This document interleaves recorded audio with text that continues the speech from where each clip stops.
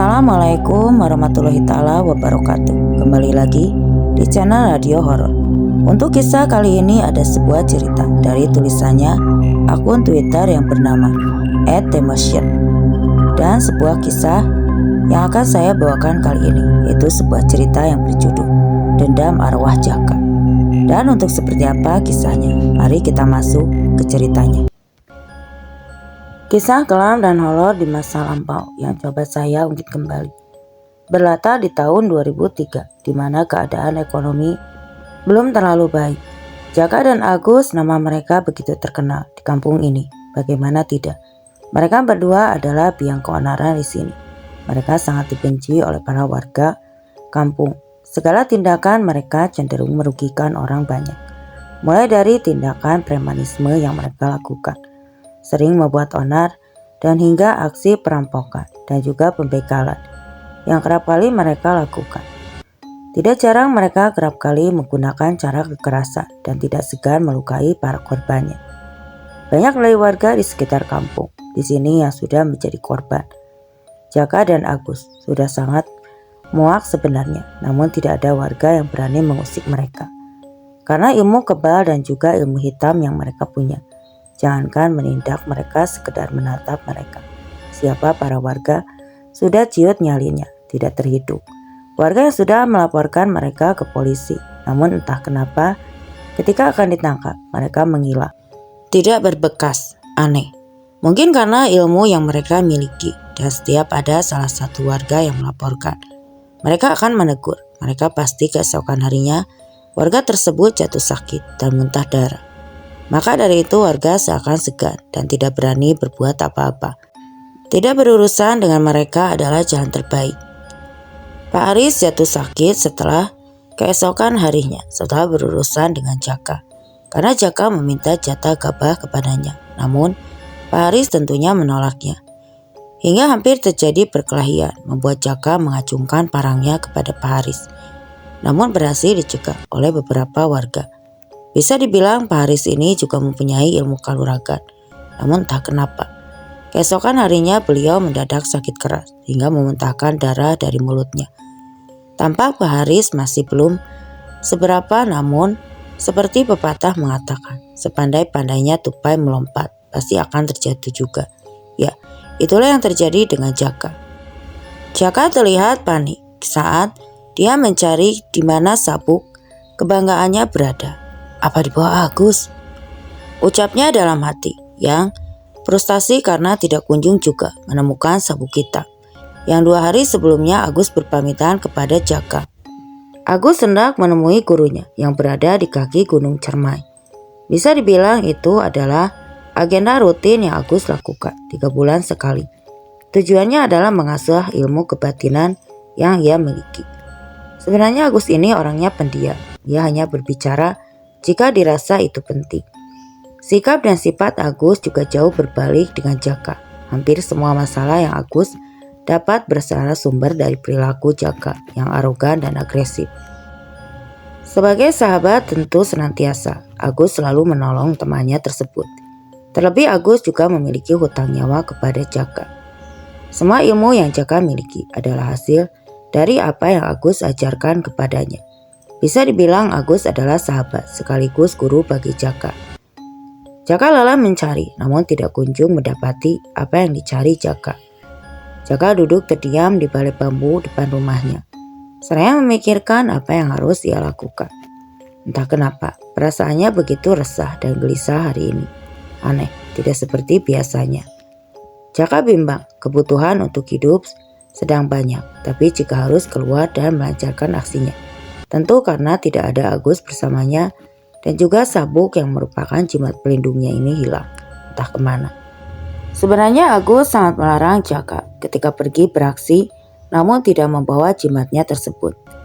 Tentu karena besarnya resiko nanti yang akan dia terima dan hadapi. Jaka beranjak dari tempat duduknya. Ia berjalan keluar rumahnya dengan sebatang rokok terselip di jari tangannya. Ia berniat untuk berjalan ke arah pasar, sekedar menghilangkan kegelisahan di dalam hatinya. Hingga ia menghentikan langkah kakinya di warung bakso sederhana milik Batain. Mungkin semangkok bakso bisa meredakan kekalutan hati dan pikirannya, seperti singa yang tengah melihat mangsa di depannya. Pandangan Jaka begitu tajam menatap seorang ibu hamil yang tengah repot membawa barang belanjaan. Mata Jaka tertuju pada dompet yang terkejut ketika ibu hamil tersebut sempat dan begitu menggiurkan untuk dilewatkan. Tanpa pikir dua kali, Jaka segera beranjak dari tempat duduknya. Ia berjalan dengan santai ke arah wanita tersebut, sambil mengawasi keadaan di sekitar dan mencari rute pelarian yang sekiranya aman nantinya. Perlahan mendekat hingga Jaka sekarang tepat berada di samping wanita tersebut. Matanya begitu tajam melirik ke arah barang yang dicarinya. Patahin hanya bisa mengelus dada. Patahin berdoa, berharap agar sang wanita baik saja, karena kesialan akan dialaminya. Ya, tentu saja Patahin tahu apa yang Jaka pikirkan. Begitu cepat tangan meraih dompet yang terjepit di antara ketiak sang korban pun begitu kaget dan kencang berteriak. Tendangan kaki kanan dari Jaka mendarat di perut korban yang tengah mengandung. Korban seketika jatuh tersungkur, merintih menahan sakit di perutnya akibat tendangan sekuat tenaga yang Jaka berikan. Jaka begitu panik. Seketika itu dia melangkahkan kakinya secepat mungkin, berusaha menjauh dengan langkah seribunya. Mendengar ucapan minta tolong korban, para warga pun yang berada di sekitar pun segera menghampiri untuk menolongnya. Sementara para warga berusaha mengejar Jaka, tapi pacuan larinya begitu pesat hingga dadanya terasa sesak. Teriakan jambret dan maling dari para warga seakan memburu dirinya. Saat tubuh Jaka terseret mobil Kijang berwarna merah yang melaju pesat di samping kiri jalan pasar. Tubuhnya terpelanting dan tersungkur di aspal. Namun Jaka masih bisa bangkit, sedikit merangkak, menahan sakit di dada dan kakinya. "Agus, anjing!" teriaknya memaki. Bagaimana tidak, saat seperti ini Agus tidak ada di sampingnya. Namun jelas ini semua adalah hasil dari kecerobohan yang Jaka lakukan. Ia berjalan pincang, masih mencoba berlari menghindar kejaran warga yang semakin beringas memburunya. Namun sia-sia. Para warga seperti sudah mengepungnya, memblokade setiap arah yang Jaka coba. Namun dengan comelnya Jaka justru menantang para warga yang sudah memutarinya, seakan ia sangat percaya dengan apa yang ia miliki. "Banyak bacot, brengsek!" Dak! Sebuah bayu kalok menghantam wajah Jaka dengan kerasnya, membuat Jaka jatuh terhuyung ke belakang. Namun Jaka hanya tertawa, seakan tidak merasa apa-apa. Melihat itu, para warga semakin brutal mengajar Jaka. Menusuknya dengan kayu, menendang wajahnya, menghantam batu pada arah Jaka sehingga menimpanya dengan papan besar dan diinjak-injak secara beramai-ramai. Warga sekitar yang melihat bersikap apatis. Mereka seakan tidak peduli dengan perilaku keji para masyarakat yang memperlakukan Jaka layaknya seperti binatang. Mungkin mereka juga sudah sangat muak dengan perilaku yang selama ini Jaka buat. Dan aneh, Jaka masih bisa terduduk dengan wajah yang menunduk, berlumuran darah. Bahkan ada warga yang entah siapa datang hanya untuk memukul dan menendang wajahnya. Sepertinya ia meluapkan masalah yang ia hadapi saat ini. Namun Jaka kembali bangkit dengan tubuh sempoyongan menahan rasa sakit. Para warga terhenyak melihat pemandangan di depannya. Seorang warga datang dengan membawa bambu kuning yang seukuran stik belian. Ia pun menyabetkan bambu tersebut tepat di kepala Jaka. Dan seketika membuat Jaka kembali terhuyung jatuh ke belakang dan tidak mampu bangkit kembali. Tubuhnya terkapar, bersimpah darah. Bukannya berhenti, para warga justru semakin beringas menyiksa. Salah seorang warga bahkan meminumkan cairan semen yang sudah dicampur dengan air ke dalam mulut Jaka, yang membuat tubuh Jaka mengejang. Selang beberapa lama datang seseorang pria yang membawa cangkul bekas adukan semen dan pasir. Ia menancapkan mata cangkulnya di leher Jaka dan yang membuat luka lebar menganga di lehernya. Belum puas, ia kembali mengayunkan cangkulnya ke arah perut Jaka yang sudah terkapar tidak berdaya. Merobek perutnya sehingga mengeluarkan organ dalam isi perutnya. Cipratan darah mengenai wajah sang pencangkul dan aspal di sekitarnya. Masih belum puas, ia menancapkan cangkulnya di kepala sebelah kiri Jaka yang membuat telinganya terputus dan merobek lebih tidak lama. Polisi sudah datang ke TKP, segera membawa mayat Jaka ke rumah sakit terdekat dan menginterogasi beberapa warga untuk dimintai keterangan. Setelah saksi mata serta polisi pergi, tepat kejadian, para warga yang berkerumun itu melihat lokasi kejadian. Darah masih sangat segar, bertumpah di jalan raya. Polisi pun sudah memasang garis kuning, pertanda tempat kejadian, hingga perlahan bergulirlah waktu. Warga sudah mau bubarkan diri masing-masing. Malam menjelang, tidak seperti biasanya. Keadaan begitu sepi, tidak ada aktivitas warga seperti biasanya. Bahkan tidak ada satupun warga yang keluar dari dalam rumahnya. Pada kemana ini orang-orang? Gerutu tukang bakso. Kok tumben sepi banget, gak kayak biasanya. Baisan memang biasa menjajakan dagangan baksonya keliling kampung ini pada malam hari. Namun aneh, malam ini kampung ini seolah mati. Tidak ada satupun yang ia temui. Baisan kembali mendorong gerobak baksonya untuk kembali berkeliling menjalankan dagangannya. Cahaya rembulan yang tampak terang menemani malam menuju pagi yang akan datang.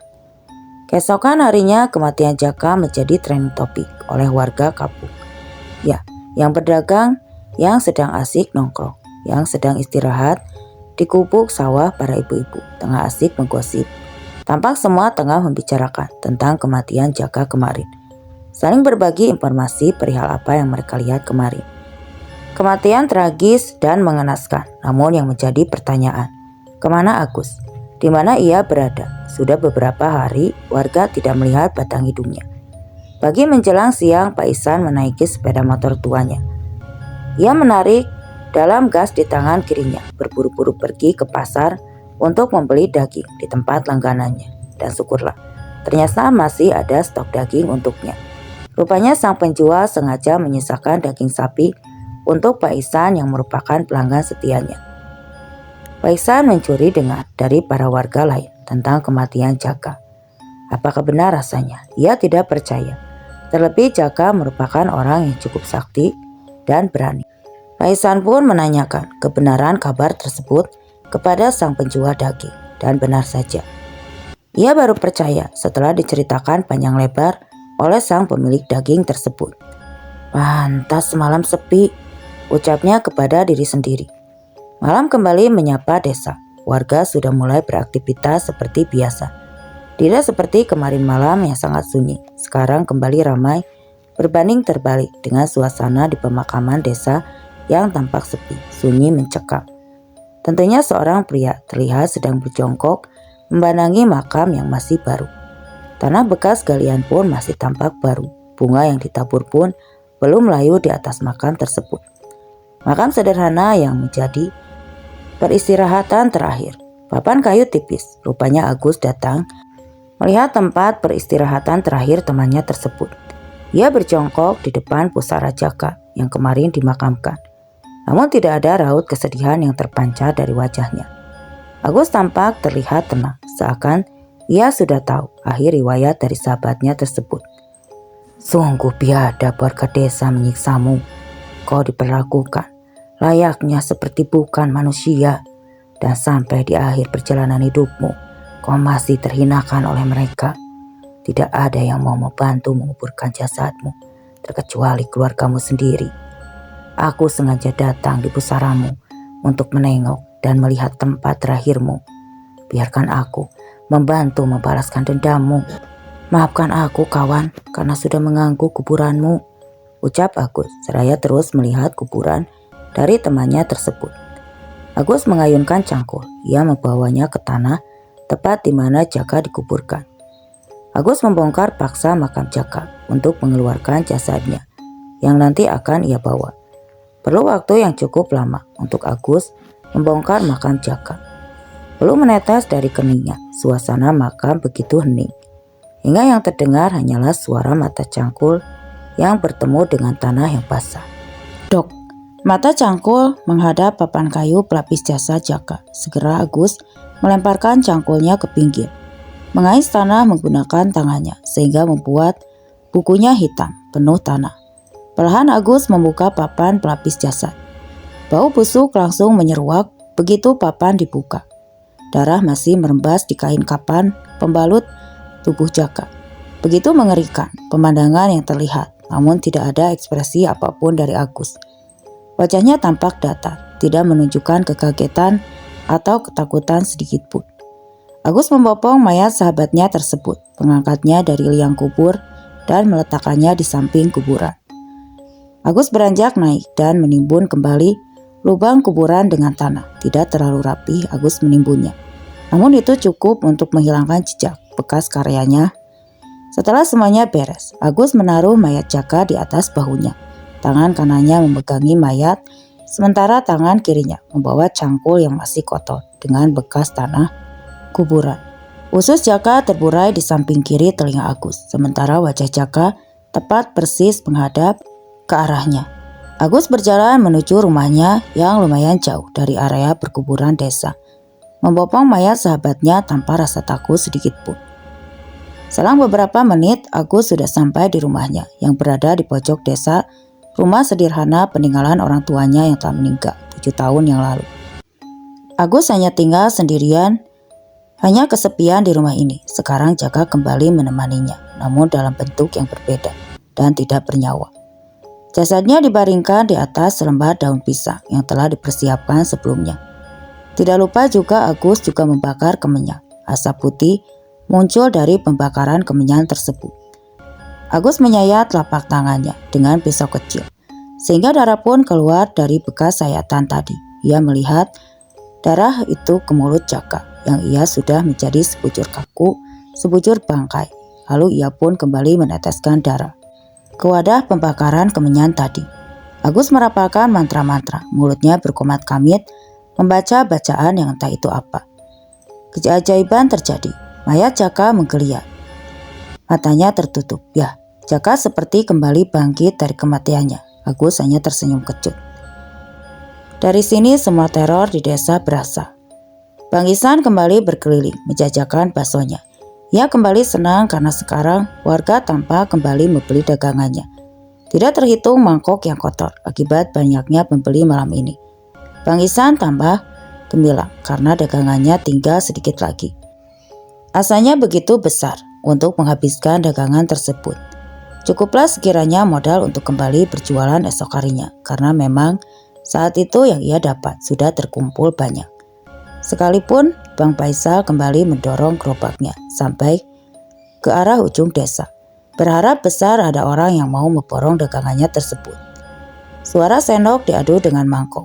Inilah adalah suara ciri khas bakso Mang Isan. Dengan hanya mendengar suara ketukannya, warga pasti sudah hafal bahwa Pak Isan sedang melintas di dekat area sini. Namun dugaannya salah, tidak ada seorang pun di ujung desa ini. Bang Isan kembali menghentikan laju gerobaknya sembari menunggu pembeli. Ia kembali menghitung uang hasil jualannya, berhadap pada seseorang yang datang dan mau membeli baksonya. Lama menunggu namun tidak ada orang juga. Dari kejauhan, suara berisik terdengar. Berasal dari kucing yang telah menggerak dan mengeong. Wish, wish, teriak Pak Isan mengusir kucing tersebut. Namun justru suara kucing tersebut semakin kencang terdengar.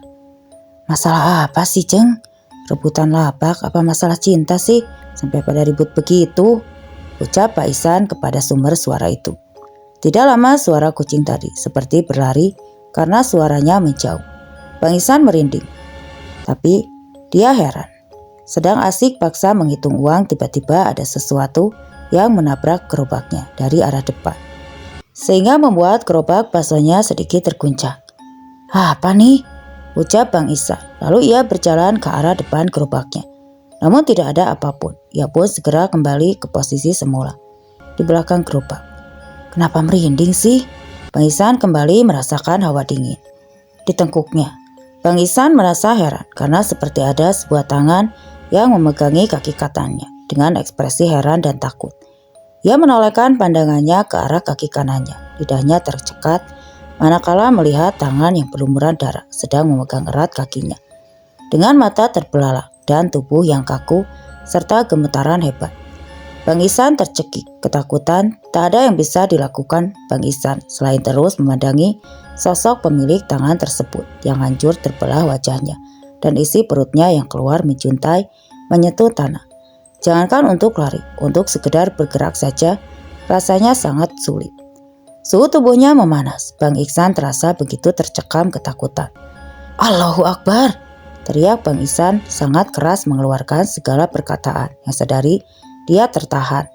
Dengan langkah 1000, Bang Ihsan lari tidak karuan. Jatuh bangun ia berlari menjauhi sosok tersebut. Ia tidak mempedulikan apapun termasuk gerobaknya. Ia hanya mempedulikan dirinya sendiri. Bang Ihsan lari sambil berteriak seperti orang kesetanan menabrak apapun yang ia lalui untuk mencari pertolongan dan keselamatan. Hingga begitu jauh dari gerobak kesayangannya tersebut. Tidak berapa lama Fahmi keluar dari dalam rumahnya. Ia melihat gerobak bakso milik Bang Ihsan yang terparkir tidak jauh dari rumahnya. Ia pun berjalan untuk memesan semangkuk bakso karena lapar yang ia rasakan. Namun sesampainya di tempat tidak ada siapapun. "Kemana aja sih yang jualan?" pikirnya. Bang Ihsan tidak ada di tempat. Fahmi menoleh ke segala arah untuk mencari keberadaan sang pemilik gerobak bakso. Lama ia mengamati sekeliling, namun tidak kunjung juga melihat Pak Ihsan. Bodo amat, pikirnya pun. Fahmi mengambil mangkok yang masih bersih. Ia berniat untuk meracik bakso buatannya sendiri karena rasa lapar yang tidak tertahankan. Namun ketika ia membuka panci di mana tempat mengukus bakso, ia terheran-heran karena menemukan jeroan di dalam panci baksonya. Sejak kapan Pak Ihsan jualan bakso jeroan? Pikirnya. Mungkin variasi menu baru. Ucapnya tidak mempedulikan keanehan yang terjadi. Fahmi pun segera mengambil beberapa butir bakso dan jeroan yang terdapat di dalam panci. "Kok bau busuk sih?" ucap Fahmi seketika menaruh jeroan tersebut ke dalam mangkok. Tiba-tiba hembusan angin dingin membelai tubuhnya. Seketika bulu romanya berdiri. Fahmi merinding di sekujur badannya. "Pak, tolong jangan makan usus saya." Baru mendengar suara Riri yang sayu pelan terdengar, ia pun menoleh ke segala arah untuk mencari pemilik suara Riri tersebut. Suara mangkok itu jatuh dari genggaman. Mata Fahmi terbelalak, mulutnya menganga. Manakala melihat sosok dari pemilik suara tersebut, ia melihat sosok yang merangkak mendekati dirinya dengan wajah yang terbelah dan usus yang terburai menyentuh tanah. Fahmi yang gemetar hebat, badannya terasa lemas untuk menopang berat tubuhnya. Fahmi pun jatuh terjungkal dan pingsan seketika. Pagi menjelang, sinar mentari tidak mampu menghangatkan desa karena tertutup mendung. Tidak lama hujan turun membasahi setiap jengkal tanah di desa ini. Hujan turun dengan derasnya menghentikan setiap aktivitas dari para warga desa. Di suatu rumah, Baudin tengah termenung dengan segelas kopi di depan teras rumahnya. Sudah berapa hari ia tidak bisa tertidur dengan pulas dan tengah ada sesuatu yang sangat ia pikirkan. Bahwasanya terlihat dari raut wajahnya, matanya memerah menahan kantuk. Kantung matanya menghitam dengan jelas. Sementara wajahnya begitu pucat kelelahan dan kegelisahan yang membuat kondisi Baudin demikian. Matanya menerawang jauh, tidak tahu apa yang sedang ia pikirkan. Berpindah ke kediaman almarhum Jaka. Batin ibunya sangat terpukul atas kematian mengenaskan anaknya. Jiwanya terasa hampa karena kehilangan anak satu-satunya tersebut. Walaupun sifat Jaka yang sering membuat masalah pada dirinya, namun sebagai seorang ibu, ia tetap menyayangi anaknya tersebut. Bahkan ia pun sering membela manakala para warga lainnya mencaci kelakuan anaknya. Rumahnya terasa sunyi dan sepi semenjak kematian Jaka. Tidak ada lagi tingkah laku Jaka yang menyusahkan. Walaupun demikian, sekarang ia sangat merindukan sifat anaknya tersebut. Hujan turun selama seharian penuh. Air yang turun membasahi setiap apapun yang berada di bawahnya. Seharian para warga hanya berdiam diri di dalam rumahnya karena aktivitasnya terhalang oleh derasnya hujan. Namun tidak untuk Busro. Dia segera mengambil jas hujan model ponco yang ia simpan di dalam rak. Jas hujan ponco sudah dikenakan, sepedanya pun sudah terparkir di depan saat ini. Ia harus mengayuh sepedanya menebus derasnya hujan. Gelegar petir terdengar saling bersahutan, menambah rasa mencekam di setiap kayuhan sepedanya. Untuk sampai ke rumah Pak Mantri, Busro harus menempuh perjalanan sepanjang beberapa kilometer. Ya, karena pada masa itu tidak banyak dokter dan puskesmas yang ada Puskesmas terdekat ada di samping kantor kecamatan yang sangat jauh jaraknya. Penerangan di sepanjang jalan pun sangat minim. Busro harus menyesuaikan pandangannya dengan minimnya cahaya yang ada. Saat kilatan cahaya petir menerangi jalan, Busro tempuh selama beberapa detik. Dari kejauhan, Busro melihat seperti ada orang yang tengah merangkak menuju ke arahnya. Busro berhenti dengan satu kaki, menahan keseimbangan berat sepeda dan tubuhnya. Busro memicingkan matanya untuk memastikan apa yang ada di depannya tersebut. Kini sosok itu terus merangkak dengan pelan menuju ke arah di mana Busro berdiri. Ngeri bercampur takut yang Busro rasakan. Sepertinya sosok tersebut bukanlah manusia, pikirnya. Dengan cepat dan sigap, ia mengubah haluan setir sepedanya ke belakang. Ia bermaksud untuk segera pergi menjauh dari sosok yang dirasa bukan manusia itu. Busro segera mengayuh kencang pedas sepedanya. Ia pun sesekali menoleh ke arah belakang untuk memastikan jok di belakangnya tetap kosong dan sosok tersebut tidak mengejarnya. Dengan tergesa-gesa, Busro semakin menambah kecepatan laju sepedanya hingga akhirnya ia telah sampai di depan rumahnya. Sepedanya terbanting. Ia tidak sempat untuk memikirkan karena rasa takut yang sedang ia alami. Ia segera membuka jas hujan ponco yang ia kenakan dengan bergegas masuk ke dalam dan mengunci pintu rumahnya. Dengan napas yang masih ngos-ngosan, Busro mencoba menenangkan pikirannya yang dirasa kacau atas kejadian barusan. Ia segera menuju ke arah dapur untuk mengambil segelas air agar perasaannya menjadi lebih tenang. Hembusan napas panjang yang Busro keluarkan karena sekarang ia merasa kondisi pikirannya lebih baik. Busro duduk di samping pintu sambil membakar sebatang rokok untuk lebih menenangkan hatinya dan mencernihkan pikirannya. Sementara suara petir masih terdengar dari dalam rumah. Setelah sebatang rokok habis, ia pun berjalan ke kamar adiknya untuk mengecek demam. Keadaan adiknya tersebut, apa semakin parah atau sudah lebih baik? Sementara ibu Busro terlihat tertidur di samping adiknya. Bang Ihsan jatuh sakit, tubuhnya demam dengan sesekali, berteriak-teriak seperti orang kerasukan. Istrinya sangat iba melihat kondisi suaminya tersebut. Sementara gerobak baksonya sudah terparkir di samping rumah salah satu warga yang mengantarkan gerobak yang baik yang tinggal sewaktu kejadian kemarin malam. Istrinya tampak sesekali menangis melihat keadaan suaminya yang demikian. Sementara Fahmi kondisinya sudah lebih baik setelah dibawa ke dukun dekat desa. Para warga tentu bertanya-tanya perihal kejadian yang tengah terjadi. 2 hari kemudian, para warga masih terlihat beraktivitas seperti biasanya. Mereka belum tahu bahwa ada teror yang sedang mengintai dan akan mengganggu ketentraman desa. Pak Ujo dan Bu Tias tengah bersiap berangkat menuju pasar ketika waktu menunjukkan pukul 10. Oh iya, memang pasar di sini buka pada malam hari sampai pagi hari. Segala kebutuhan pokok pun tersedia di pasar ini. Pak Ujo pun segera memanasi motor Astrea keluaran lama miliknya. Setelah semuanya siap, mereka pun berkendara menuju pasar. Memakan waktu setengah jam untuk sampai jalan. Pada saat itu pun masih berupa bebatuan yang menonjol, belum teraspal dan belum bagus seperti sekarang ini. Dengan bermodalkan lampu dari motornya, Pak Ujo melaju menembus jalan yang gelap dan minim cahayanya.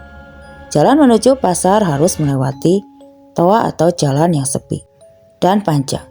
Setelah beberapa lama akhirnya Pak Ujo sampai di depan pasar. Ia segera mencari tempat untuk memarkirkan motornya. Beberapa jam lalu Pak Ujo sudah membeli semua kebutuhan di dalam pasar. Ia menaruh barang belanjaannya di dalam keranjang yang terbuat dari bambu yang berada di samping motornya. Sementara istrinya duduk di belakang sambil memegangi belanjaan agar tidak terjatuh. Pak Ujo kembali menembus pekatnya malam, melanjutkan dengan pelan dan hati-hati agar barang dan istrinya tetap aman.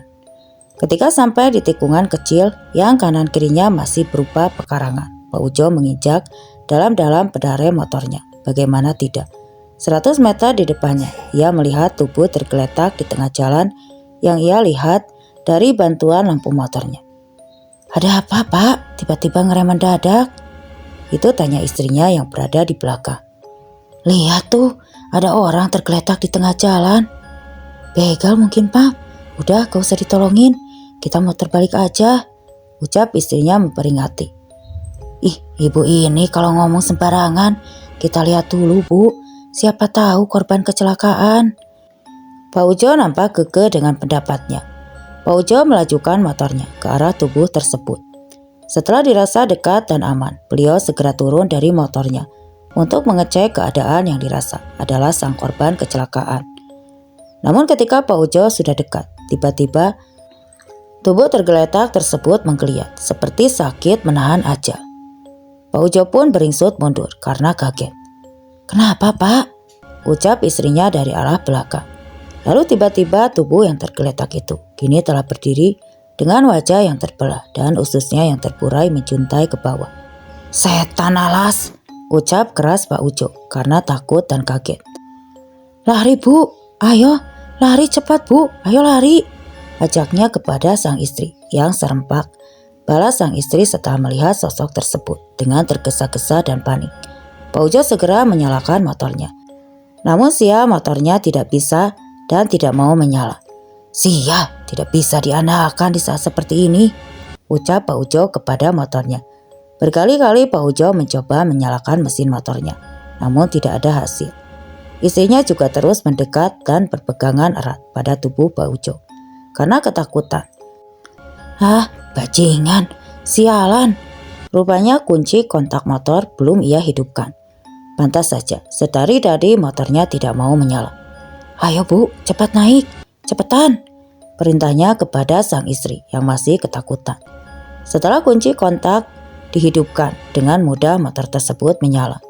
Pak Ujo segera menarik dalam-dalam gas motornya. Ia melaju sangat kencang untuk kabur sejauh mungkin dari sosok yang menyeramkan barusan.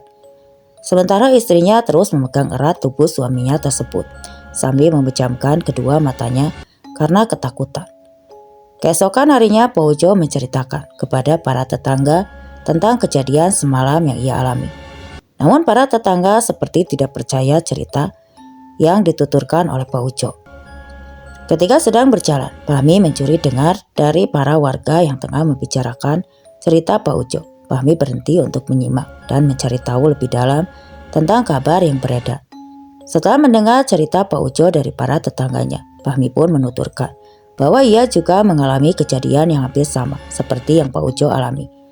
Fahmi menceritakan secara detail tentang kejadian waktu itu ia tengah membeli bakso. Saat itu warga yang awalnya ragu akan kebenaran cerita tersebut pun akhirnya sedikit percaya. Warga menjadi sedikit was-was dibuatnya. Angin malam berembus kencang, membelah dedaunan. Suara serangga malam begitu nyaring terdengar. Terlihat di sebuah pos ronda, sekelompok warga desa tengah bermain kartu gaplek untuk membuang rasa bosan. Tawa dari orang di dalam pos ronda memecah keheningan malam ini, serta tawa yang perlahan.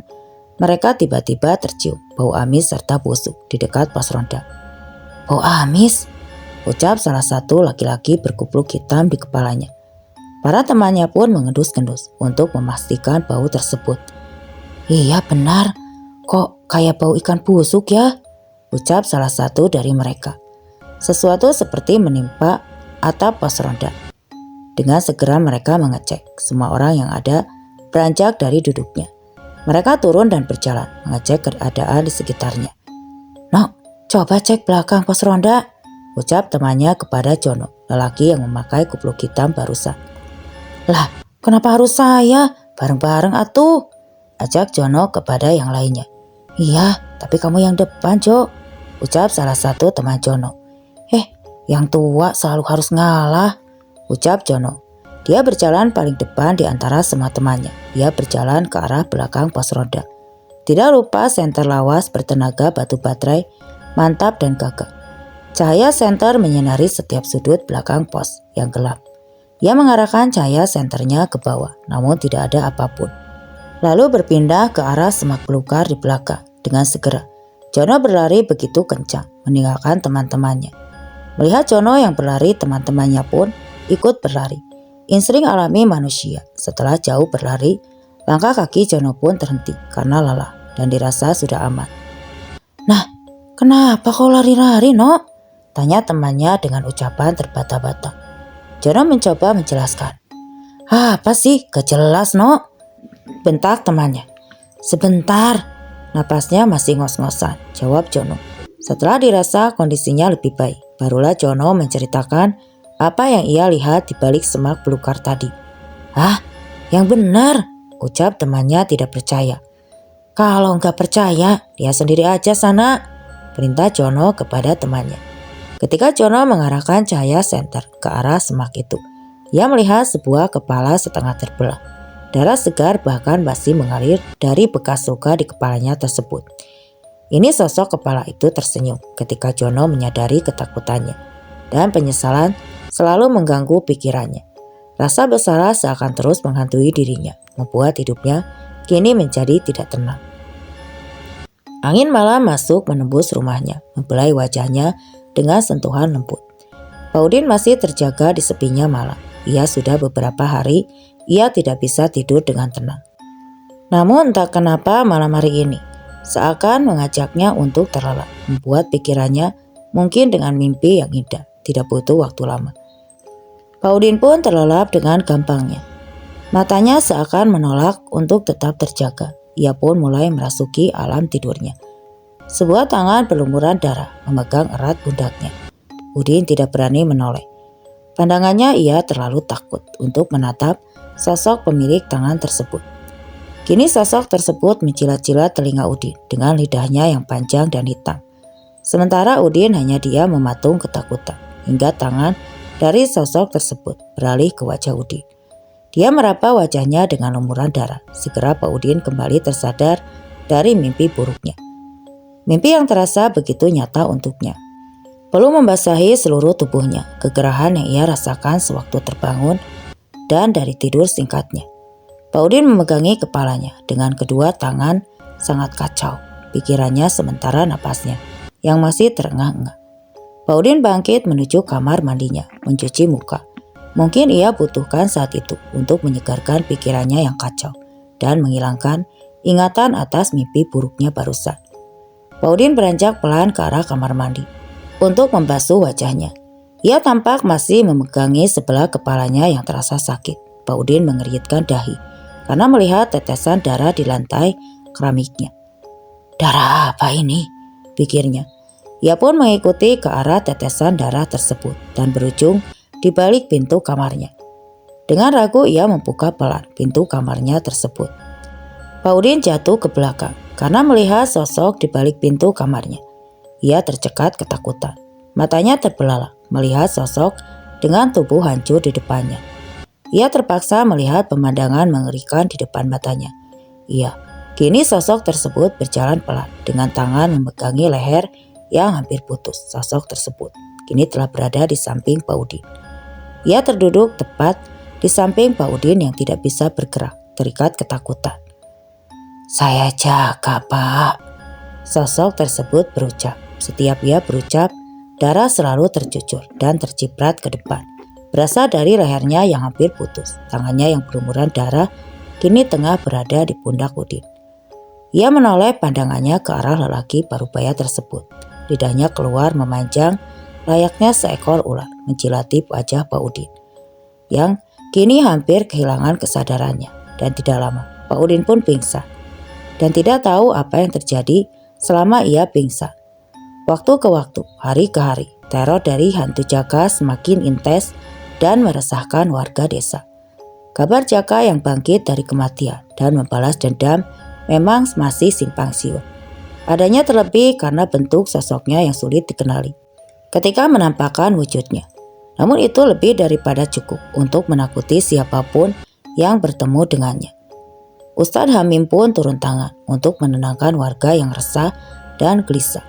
Beliau menyampaikan bahwa kita tidak perlu takut akan godaan dan gangguan jin atau setan karena sejatinya kita lebih tinggi pangkat derajatnya. Ustadz Hamim pun berencana mengadakan pengajian di masjid desa untuk memberi himbauan dan untuk memperkebal keimanan dalam menghadapi teror yang terjadi. Para warga kampung sudah dikumpulkan sejak sore hari menjelang surup matahari. Ini tentu agar warga menjadi berani untuk keluar rumahnya. Kalau acara dilakukan pada malam hari, tentu banyak dari warga yang tidak mau karena takut. Jangankan untuk pergi ke masjid, untuk sekedar ke warung dekat rumah saja, warga sangat enggan. was-was bukan kepala. Acara berlangsung dari sore hingga malam hari. Pak Ustadz pun mengajak beberapa perangkat desa dan perangkat keamanan untuk berpartisipasi menjaga dan menenangkan kehidupan warga. Dalam ceramahnya, Pak Ustadz Hamim banyak memberi doa-doa penangkal gangguan jin atau sebangsa-nya. Para warga kini tampak tenang. Dengan seksama mereka mendekat dan mengamati semua yang Ustadz sampaikan. Namun tentu omongan tidak semudah perbuatan, karena pada kenyataannya alhasil di lapangan tentu tidak semudah direncanakan. Acara berlangsung hebat. Dari pukul 9 acara pun selesai, namun justru menimbulkan masalah baru. "Bagaimana kita pulang?" ucap salah satu warga. Ini bukan tanpa alasan mengeluhkan demikian.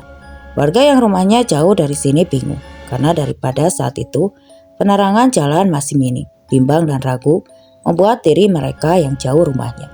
Tapi untunglah para perangkat desa dan keamanan bersedia mengantar pulang mereka semua sampai ke tempat tujuan masing-masing. Pak Ujo kembali memberanikan diri untuk pergi berbelanja ke pasar. Setelah sekian hari ia tidak berani melakukannya, karena masih terbayang akan sosok mengerikan yang pernah menakutinya beberapa hari yang lalu. Semua kejadian itu Pak Ujo memang tidak membuka warungnya, namun keadaan terus memaksanya hingga membuat Pak Ujo kembali memberanikan dirinya.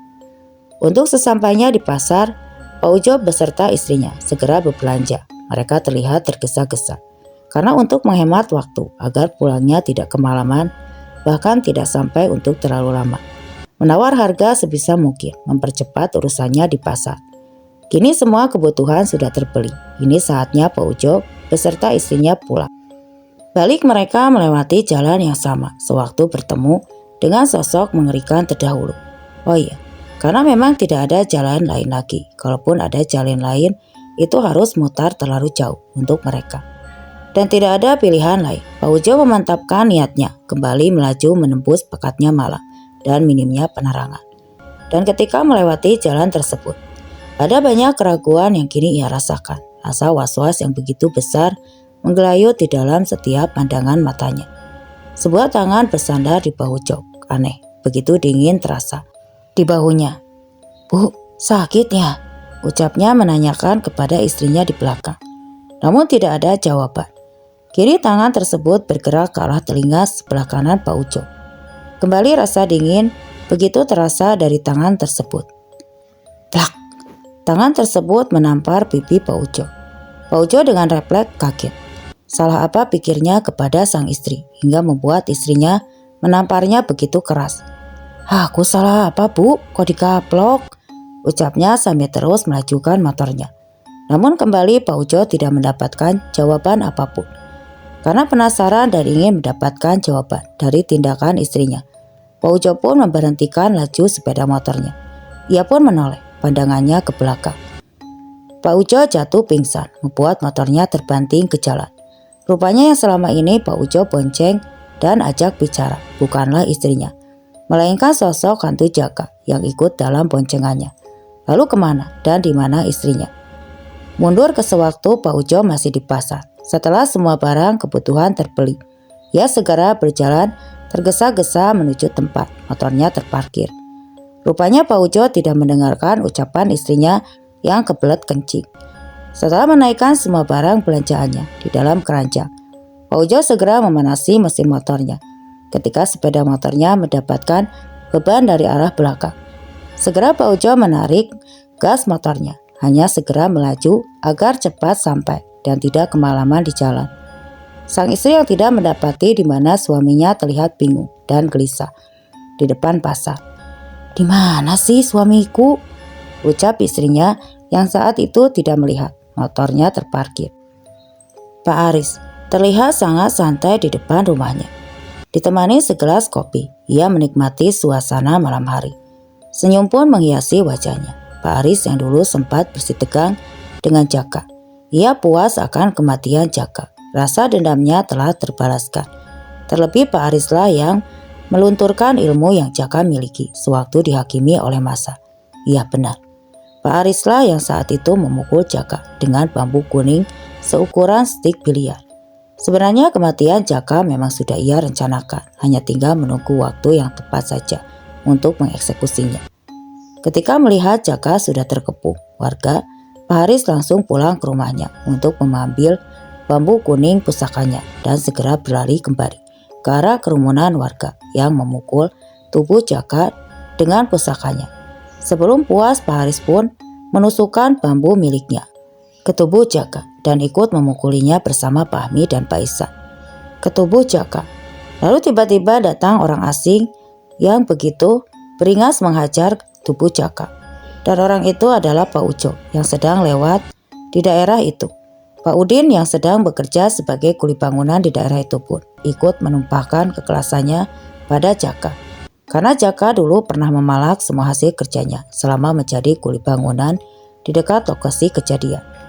Bahkan perilaku Pak Udin lebih beringas. Ia membawa cangkul yang ia pakai sebagai alat pengaduk semen dan pasir dan segera menghujamkan ke tubuh Jaka dengan cangkul tersebut dan membuat luka robek di beberapa tubuh Jaka. Itulah mengapa Pak Udin selalu merasa bersalah dan gelisah sampai membuat pikirannya tidak tenang dan tidak bisa tidur pulas. Pak Haris sebenarnya juga sering diganggu sosok hantu Jaka, namun dengan ilmu yang ia miliki, ia selalu berhasil menangkap dan mengusir sosoknya. Pak Haris sepertinya sedang menunggu kemunculan hantu Jaka. Ia berniat akan menghajarnya untuk yang kedua kalinya kalau sampai hantu Jaka berani menampakkan wujudnya kembali. Di sebuah kamar, Pak Hami tidak kunjung juga bisa memejamkan matanya.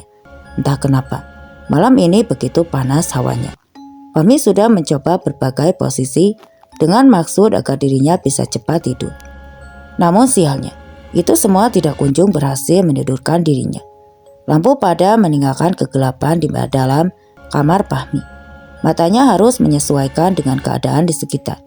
Ia meraba-raba tembok sebagai titian langkahnya agar tidak menabrak barang-barang di dalam kamarnya. Dalam gelap, Pak Hami meraba-raba tembok yang ia pegangi. Entah kenapa Pak Hami merasa ia tidak sendirian di kamar ini. Seperti ada mata yang mengawasinya dari belakang. Pak Hami tidak mempedulikan yang sekarang. Dalam prioritasnya adalah segera menemukan handle pintu kamarnya. Ketika sudah memegang handle, tiba-tiba ada tangan lain yang ikut memegangi tangan Pak Hami. Pak Hami terlonjak kaget ke belakang. Dalam kegelapan, ia memandangi setiap penjuru kamarnya. Tanpa disadarinya, sosok hantu Jaka kini sudah berada di atas lemarinya. Di tempat lain, Agus menjadi sering berkunjung ke rumah almarhum Jaka. Entah apa yang ia lakukan. Semacam melakukan permufakatan jahat dengan ibunya Jaka. Lantas apa yang sedang mereka bicarakan atau rencanakan? Pak Udin menceritakan atas kejadian yang dialaminya kepada Ustadz Hamid. Setelah mendapatkan cerita atas kejadian yang dialaminya kepada Pak Ustadz Hamid, setelah panjang lebar mendengar cerita Pak Udin, Pak Ustadz Hamid pun seperti mendapat kesimpulan dari semua kejadian ini. Siang harinya Pak Ustadz Hamid mengumpulkan orang-orang yang terlibat dari peristiwa pembunuhan Jaka.